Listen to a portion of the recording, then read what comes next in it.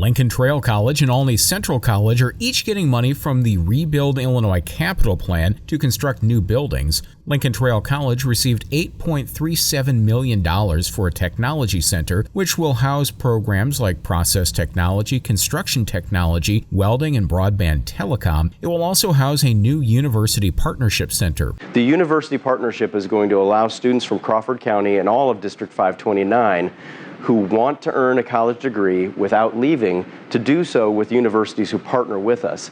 The technology exists for our students to join classes in Charleston, Champaign, Terre Haute, synchronously, learn in real time with peers in those locations. And so that's what we're going to be doing with the University Partnership Center. Olney Central College received $2.3 million for an applied technology center to house classrooms and labs for nursing, radiography, and phlebotomy. It will provide an opportunity to set up a lab specifically for these type of students where they can get some experience that they would see out in our healthcare agencies, and then also provide an opportunity possibly for an energized lab for radiography so students have an opportunity to work with those machines before they get out into industry. Gower says the buildings will be great for the Illinois Eastern Community Colleges district. IECC definitely wants people to understand that we know that we can't be static.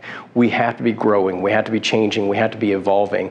And the fact that we're going to be able to place 2 brand new buildings on 2 of our campuses is going to be a very outward expression of that growth.